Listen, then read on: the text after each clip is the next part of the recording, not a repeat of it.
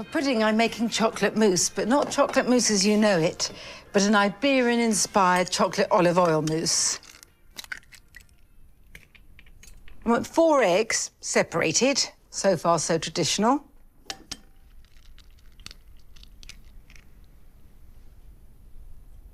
And I want the eggs at room temperature. Well, I nearly always do. And the last one.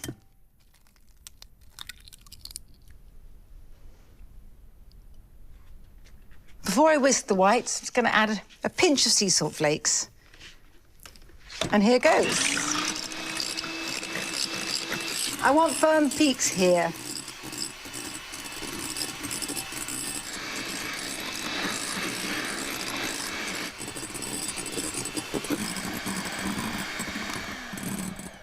Let's see. Yes, perfect.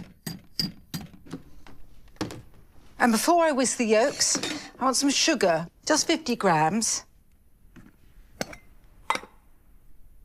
It's caster sugar.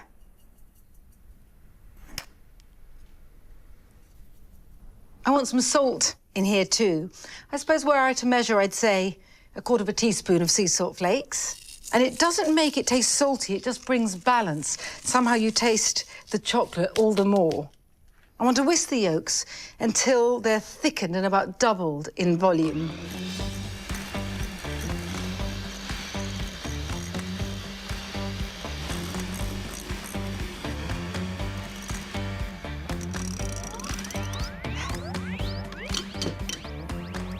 That's the whites done, the yolks done, and now for the chocolate. I've got 150 grams there, melted and slightly cooled. And on top of the chocolate, I'm going to pour the olive oil, extra virgin, 100 mils. I like a smooth and spicy olive oil, nothing too raspingly peppery. Mix these together. And the thing is, the olive oil doesn't just bring its resonant flavour, it also creates such a voluptuously smooth and soft texture. And now I'm going to pour this glossy mixture into the yolks. And a steady stream, that's the idea.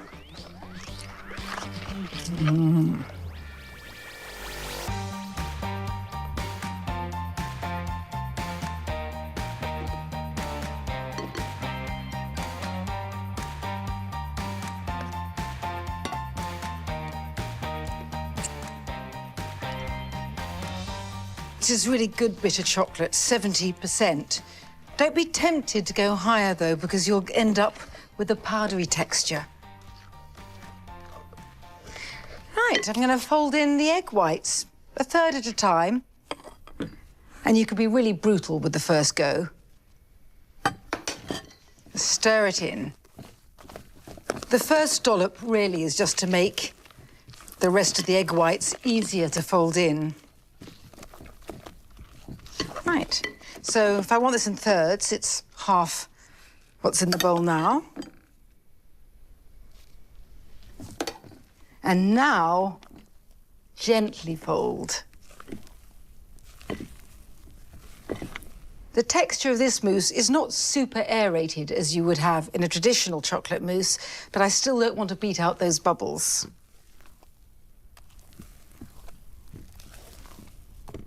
And the last bit.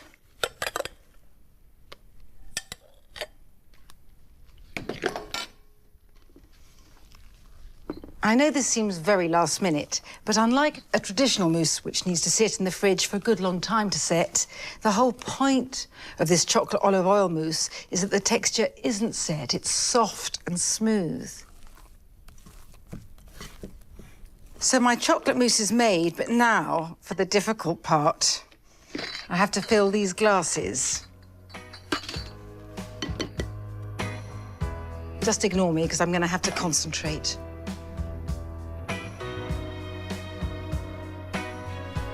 They're pretty small, these glasses.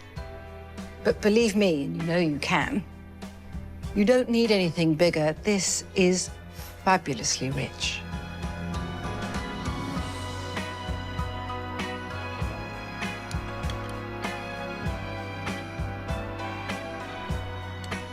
Right, last one.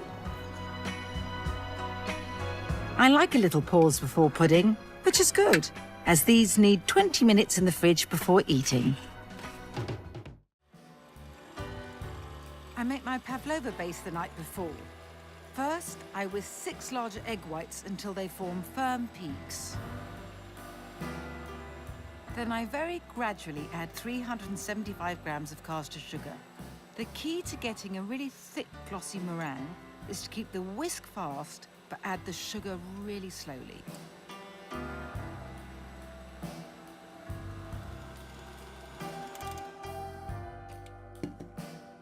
Once all the sugar's in and incorporated, I sprinkle over 2½ teaspoons of corn flour, 1/4 teaspoon of ready ground black pepper, the sort that comes in tubs, you know, school pepper.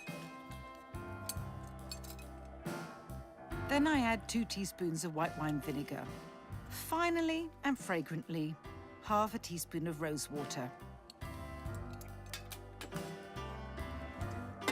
And I gently fold in everything by hand. I draw a circle of roughly 22 centimetres onto a sheet of baking parchment. This is just to guide me as I dollop out the meringue.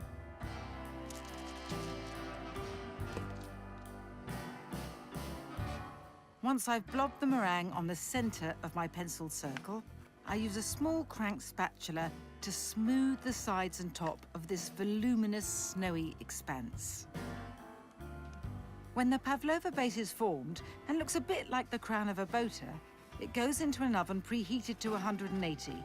But the moment it's in, I immediately turn it down to 150 and bake it for an hour. My pav base is completely cold now, which is just as well, because it's time to get on with the strawberry topping. Now, I've cut these strawberries into 3 from top to bottom, so you can still see their rather beautiful shape. There's 300 grams there. And although I often make a passionfruit pavlova, and it's one of my favourites, and I love the crunchiness of the seeds then, for this pav, I'm just using the juice. It not only heightens the flavour of the strawberries, much as using balsamic vinegar does, but it also brings that sour-sweet fragrance of its own. And last bit of ritual disemboweling coming up.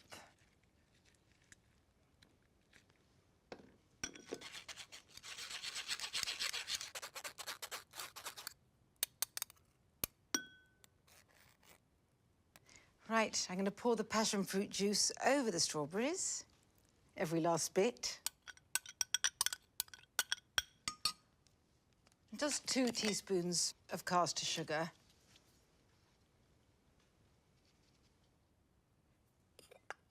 That mixture of sharpness and sweetness really sings.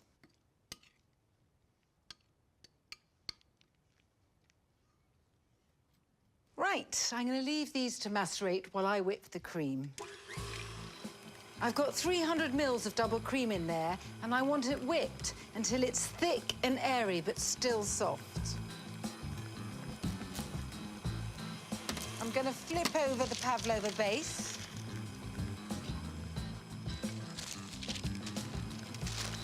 Et voila. Because, as ever, it's this wonderful, tender, marshmallowy side that I want hitting the cream when it goes on.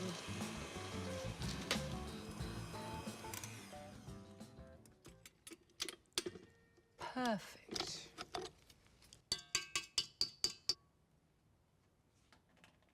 So I want a swirling mound, and don't ever worry about some cracks and splinters in the pav base.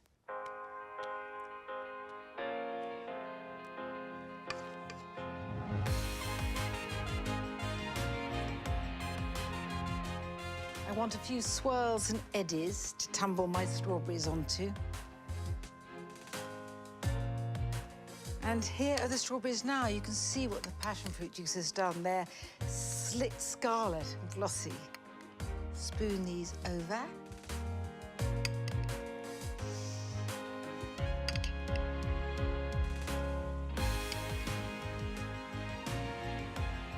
I love the way the juice has mixed some of the red of the strawberry and the golden of the passion fruit and is now a gleaming coral. And now I want some of this coral juice to run down the sides in scented rivulets. I could fall headlong into this so happily, but better not. First off, I scoop the pulp, seeds and all, out of 4 passion fruit. Then I whisk 300 ml of double cream until thickened but not stiff. When I'm happy with the consistency of the whipped cream, I add the fragrant passion fruit. Now I pour in 4 teaspoons of orange liqueur, which seems to bring out the flavour of the passion fruit so well. Then I very enjoyably crumble in 8 shop-bought meringue nests. I want a mixture of small pieces and sugary dust.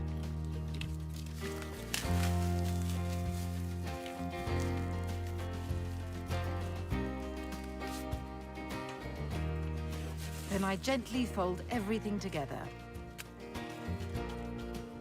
Spoon this mixture into a loaf tin, drapingly lined with cling film, pressing down on it as you go. Then wrap the tin well before putting it in the freezer overnight. And that's all there is to it.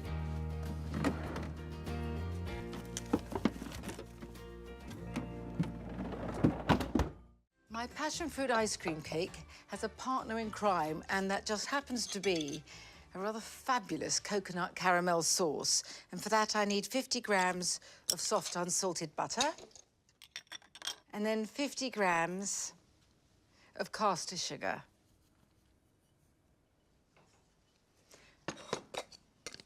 And 50 grams also of soft light brown sugar.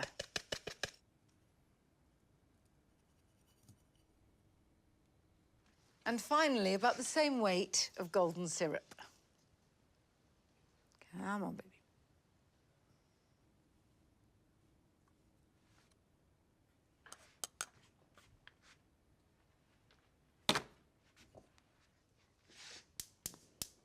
Let this melt now. Going to give it a little swirl just to help matters along.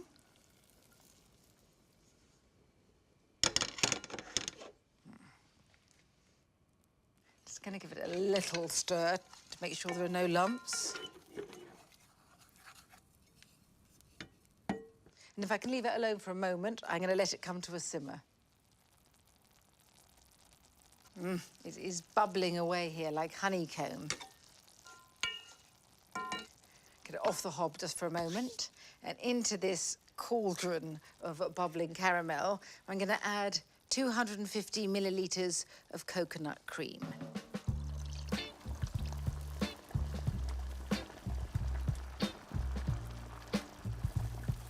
Let's give it a bit of a swirl. Don't worry if it doesn't look very smooth at this stage. All will come good. Better than good. So back on the heat.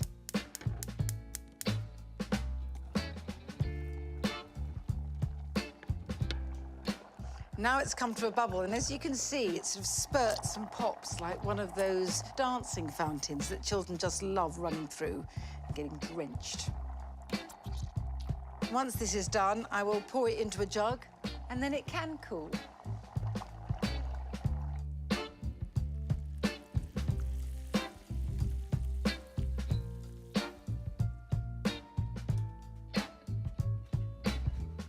And I'm ready to slice the ice.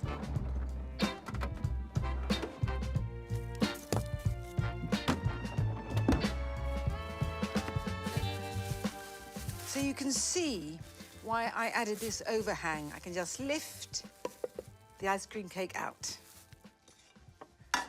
I normally don't go in for individual plating, but this ice cream is so dreamy and soft, and I don't want it to start melting. So I treat it as a bit of a cut and come again number. There we are.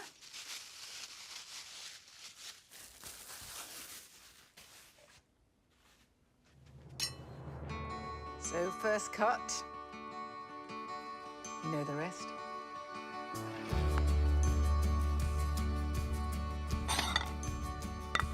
It has almost an Italian semi-freddo texture.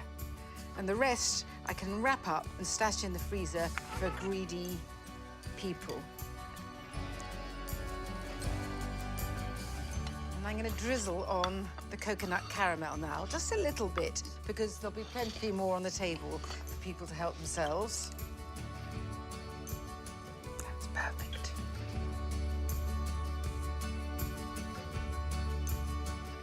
I don't think it matters whether it goes on thinly or thickly, covering myself, because obviously uniformity is not one of my strengths.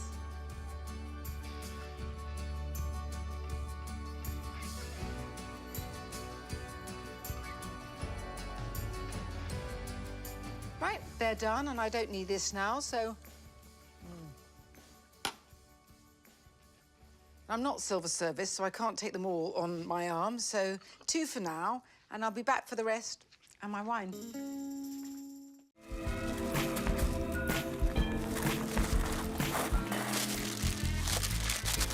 Normally, when you line a tin, you have to be very neat and fastidious, which is really not my strong point. So I love making this cheesecake because all the crinkles and wrinkles are part of the look. I'm aiming for rustic ramshackleness. But I do need to weigh it down when I actually get on with the cheesecake. Unsurprisingly, we're starting with cream cheese. Quite a lot of it, 600 grams. And this has stood out of the fridge for quite a time. This makes the crucial difference with cheesecake. If you start off with it cold, it never gets really smooth.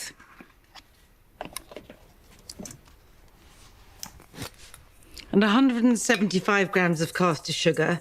Just going to put it all in now before I get a whirring.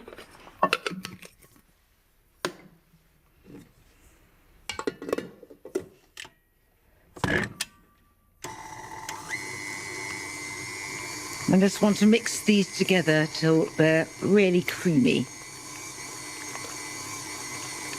It's a very easy cheesecake to make. I mean, there is no base, and everything just needs to be mixed up and then baked.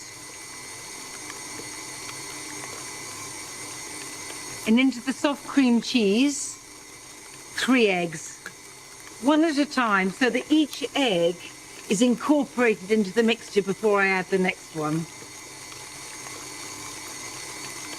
Time for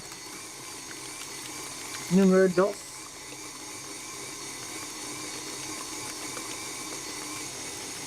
My 3rd egg.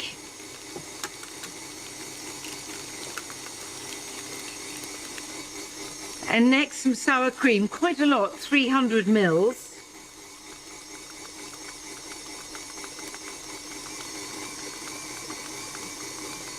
This is like essence of cheesecake, all its purest tastes. No lemon, no vanilla.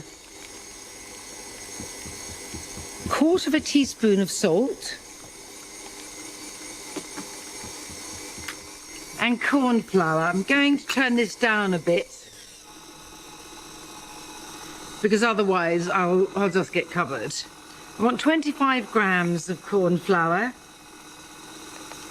Add gradually.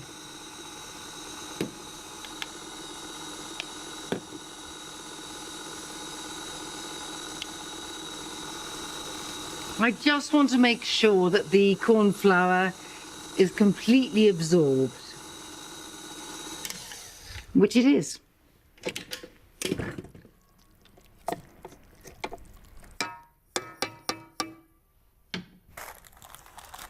Get out my placeholder. See, look, it's lying down now, and all those creases look rather wonderful when it's unwrapped at the end.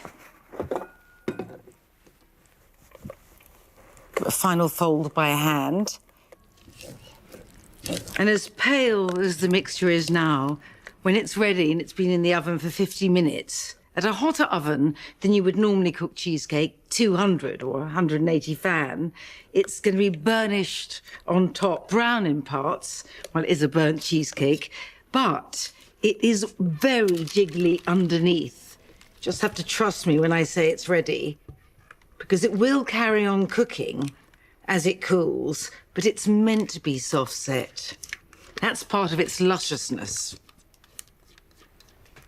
And before I put this in the oven, I like this part, I need to give it 5 firm raps on the kitchen counter to get rid of any air bubbles. So here goes.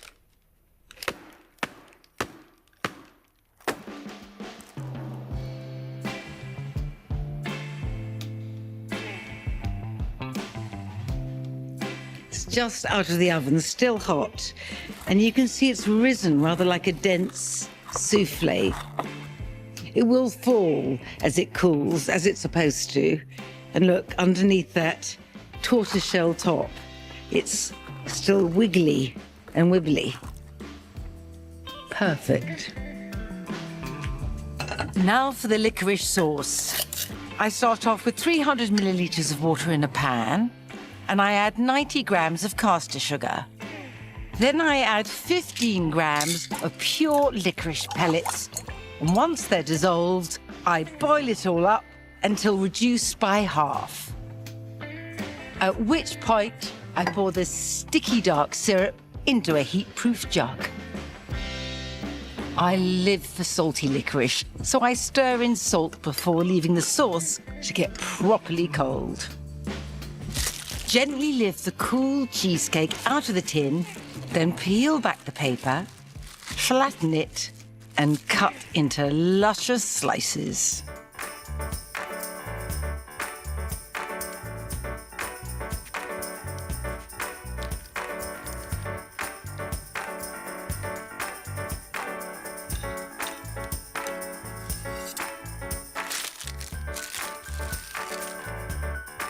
This is just gorgeous with blackberries on the side.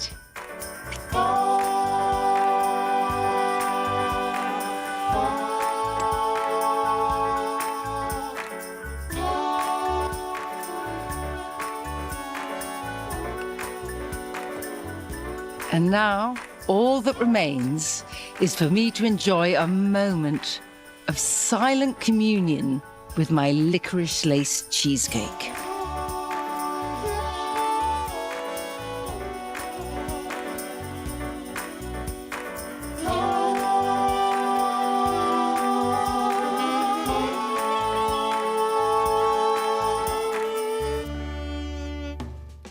This is the recipe that really set me off. Caramel custard. It just immediately brought to mind going to a restaurant with my grandparents when I was a child and seeing the miraculous invention of the dessert trolley come in and this creme caramel quivering there, which, you know, I always picked. Now, creme caramel is very unfashionable now, and I don't think I've seen it on a menu for ages, but that doesn't matter because actually I prefer the creme caramel I can make at home because I can make it really, really softly set. And it's actually very easy to make. Obviously, you need to start with the caramel. So I get out a small saucepan and I spoon 2 tablespoons of caster sugar in it and then add 2 teaspoons of water and just melt it over very gentle heat, giving the pan a swirl every now and then.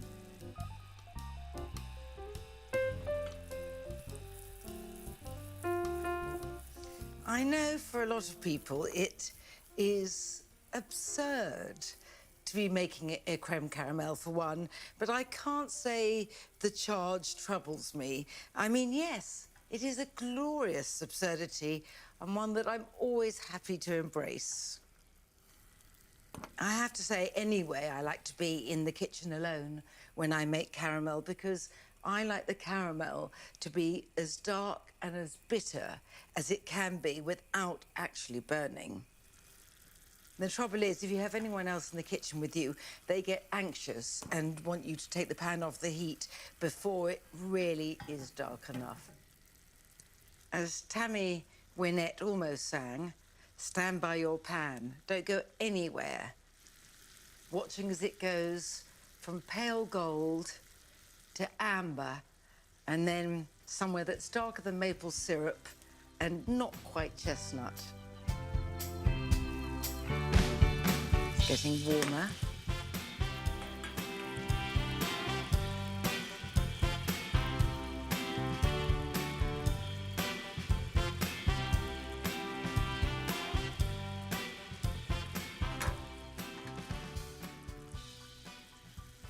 Dark honey now.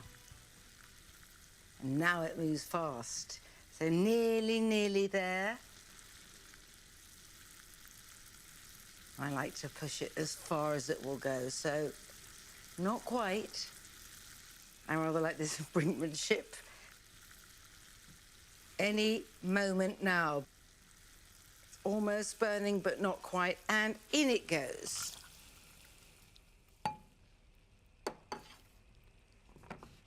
And then just lift it up and swirl it.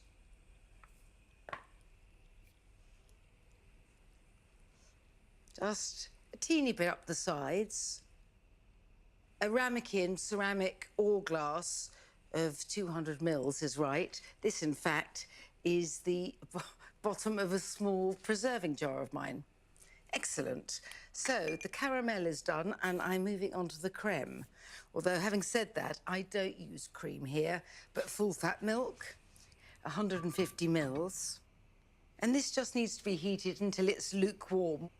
And the advantage of using milk is you get that wonderful, mild, soft texture, which I think is crucial. Just feel how that is.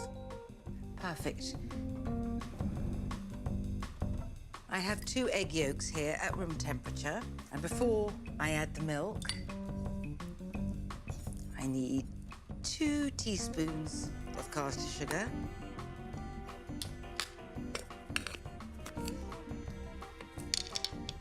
And only 1/4 teaspoon of vanilla.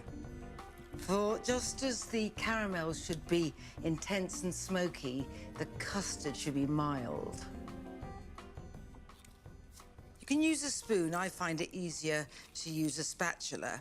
What you don't want to do is whisk, because you'll have a much smoother creme if you don't get a lot of air into what is essentially a custard. And now, slowly stirring a bit, pour the warm milk over. It's traditional, actually, to use whites and yolks for creme caramel, but I find it's using just yolks that makes this so luscious. Right, and this is when it's useful doing it in a glass jar. So I want to make sure all the egg mixture is incorporated. The caramel is pretty much set now. So the ramekin goes in the tin, and I always strain the custard on top of it. And I very rarely strain things. I remove any froth or bubble I see, just so that it is so smooth when it's baked.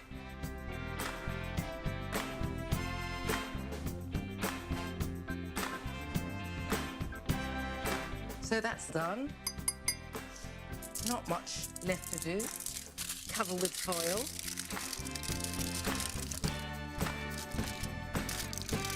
And before putting this in the oven, I pour water in from a recently boiled kettle just to come about 1/3 of the way up the jar. And then it goes in an oven, a low one, 140 or 120 fan for 50 minutes, though I remove the foil after 30. I have to say, a creme caramel is actually easy to make. The only thing hard for me is to make myself walk slowly and gently to the oven, so there are no spills. Once it's baked, I lift the creme caramel out of its water bath. It will be only just set and still have a bit of a wibble about it. Leave it to cool before refrigerating to set.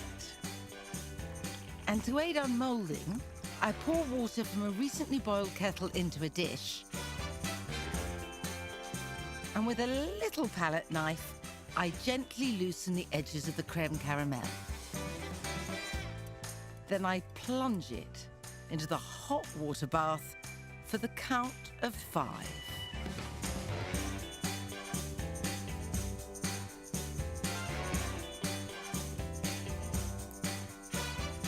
Then I cover the creme caramel with a saucer and very firmly turn it the other way up. I give the mould a shake so it knows I mean business, until I hear that muffled squelch as it slides down and out of the mould.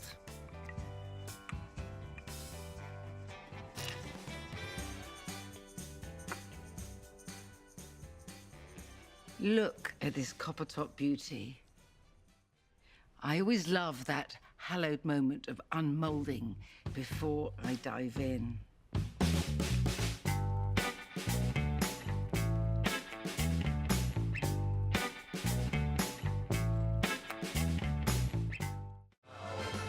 I've always been something of a pavaholic, and my latest creation is a lemon one. Combination of marshmallow sweetness, smooth, cool cream and tangy citrus is just rhapsodic.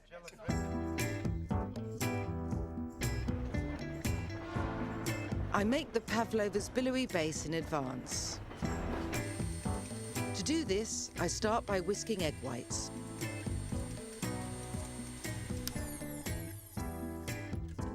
What I'm waiting for is the stage at which they form satiny peaks. Then I patiently beat in my caster sugar, 1 spoon at a time. Patience is not one of my outstanding qualities, but it's necessary here.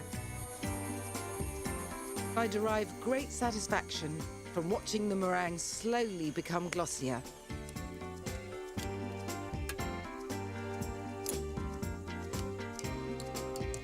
Once the mixture is stiff and shiny, I turn meringue into pavlova base to be with the addition of 2 ingredients. First, corn flour. Usually this is combined with vinegar in a pav, but this being a lemon pavlova, I'm using lemon juice, as well as the finely grated zest, which is where all the flavour resides.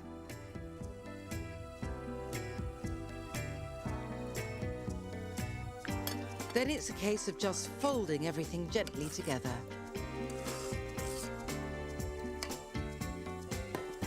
Now, a little culinary crafting. I dab the 4 corners of a sheet of greaseproof paper with the mixture I have left on the whisk, which will act as a glue to stop the sheet slipping on the baking tray.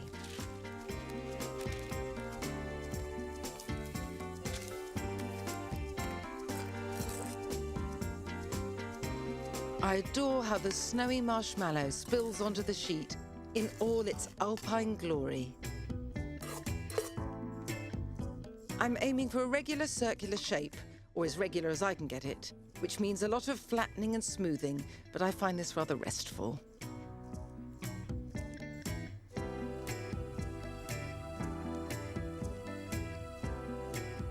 It'll take about an hour to cook, and then it can be left to cool in the switched-off oven. I'll wait till just before my friends arrive tomorrow before piling it up into a pavlova proper.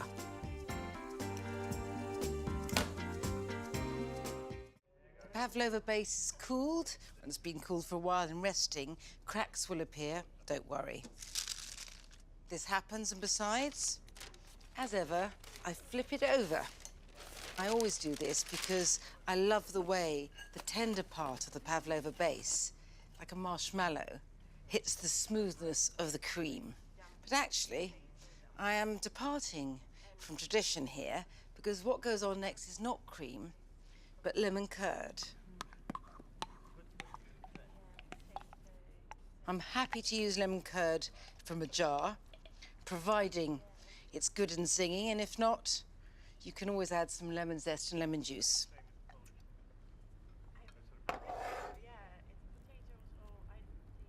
Don't be alarmed if some of it drips down the side of the meringue base. I rather love that. Push it to the sides. It will drip more as it stands. And I shall drape the curd with the cream, whipped but not too whipped.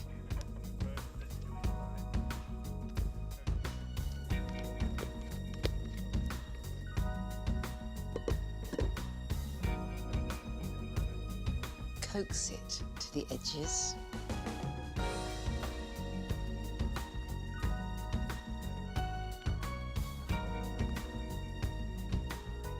I've got a lot of almonds I've toasted, by which I mean I've tossed them out in a dry, hot frying pan until they're this colour. You need a lot. This isn't just decoration. It's so that you get a good amount of crunch. I always think of this a bit like an upside-down lemon meringue pie.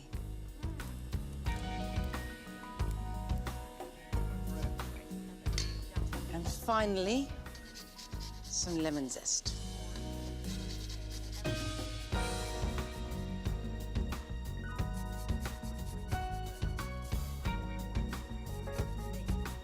And I just can't wait to sink into this lemony lusciousness. When I lived in Italy a very long time ago, I used to go to a cafe round the corner from where I lived every morning for breakfast. And what this often meant was a slice of torta di riso, fragrant with lemon and vanilla. And, you know, this just means rice cake in Italian. But I think about it often, and I really wanted to come up with my own version that evoked rather the traditional rice pudding of my childhood. And this is the happy result. My rice pudding cake, definitely more Anglo than Italian.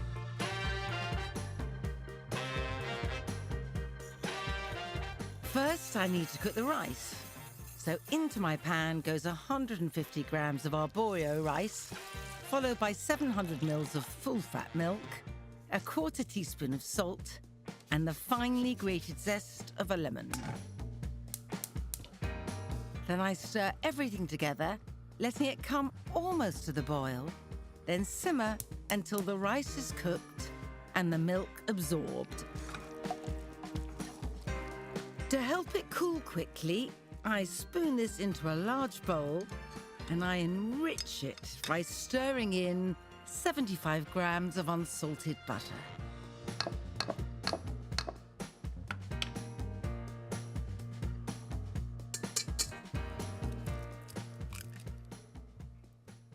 The rice and milk mixture has cooled, and I am turning it into a cake. No flour is involved, just 3 eggs at room temperature. And I'm dealing with the yolks first. To the yolks, I'm going to add 75 grams of caster sugar and get a whisking. And you can, use an electric mixer, but really it's quite easy. Just whisk away to make them just lighter and slightly fluffier.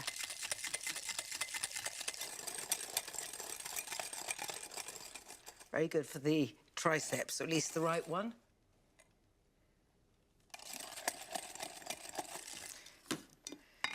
And to this slightly moussey yolk mixture, I'm adding 2 teaspoons of lemon juice, from the lemon that I zested and put in with the rice and milk, and 2 teaspoons of vanilla.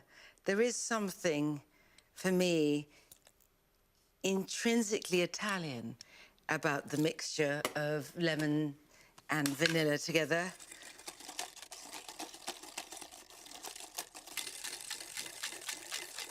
Right, here is the rice.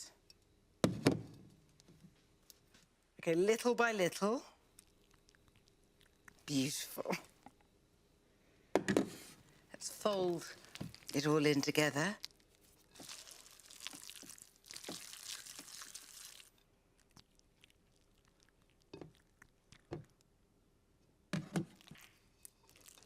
It is looking a bit like tinned rice pudding now. Not that that's a bad thing, of course. It's a process-heavy cake, you could say, but each process is undemanding and pleasurable. Last bit.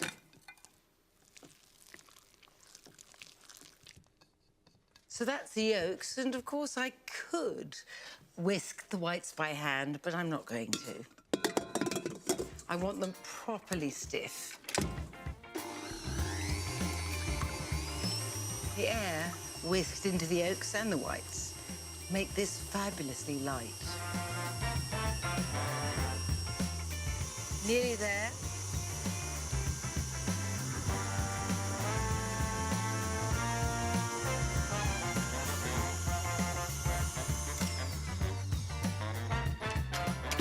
And that's perfect. After the midsummer sun of the yolks, the midwinter snow of the whites. I stir in the first dollop of whites briskly to lighten the mixture. And then gently and gradually fold in the rest.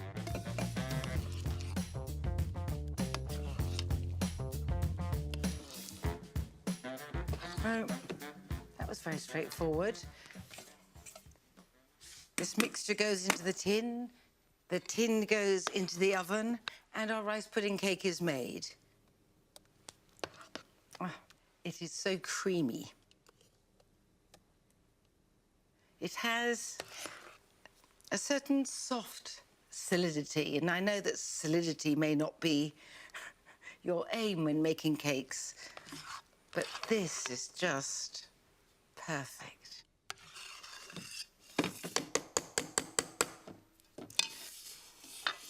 There's something I have to do to it, which is really makes it very unlike any Italian rice cake, which is add grated nutmeg.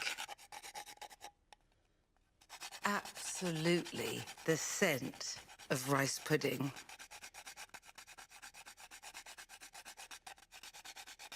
Although it needs only 45 minutes in a low oven, and by low I mean 160 Celsius or 140 if you've got the fan on, it really does need to sit once it's out of the oven. In fact, I leave it for an hour.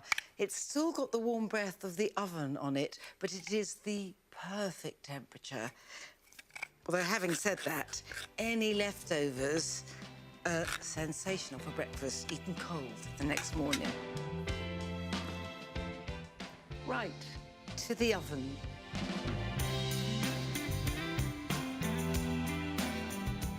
Italian torta di riso meets old-fashioned British rice pudding. No complaints here. And I like to eat it with a sauce that's made simply by heating up some seedless raspberry jam with lemon juice for sharpness. And the thing about this is that it's so infinitely comforting and yet elegant with it.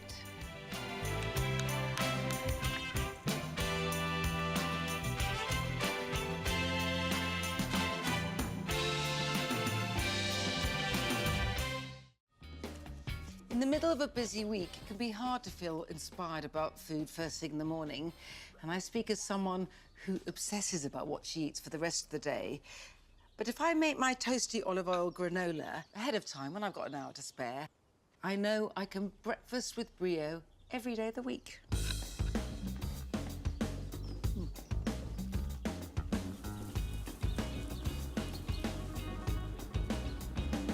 I get through such a lot of this that I make quite a big batch at a time.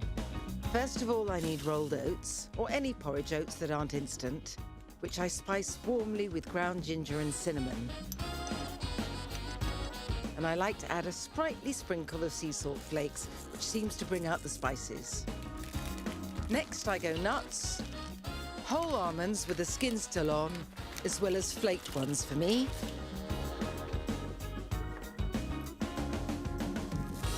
Sunflower seeds, followed by pumpkin seeds, a scattering of brown flax seeds, and finally a shake of sesame seeds.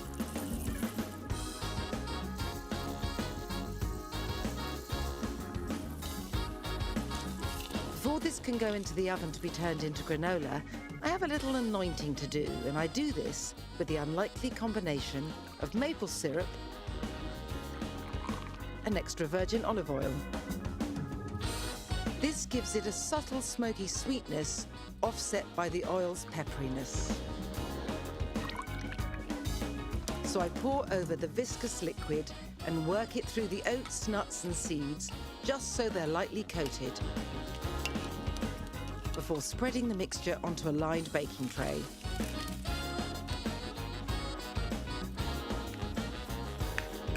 And this needs to be toasted in a really low oven.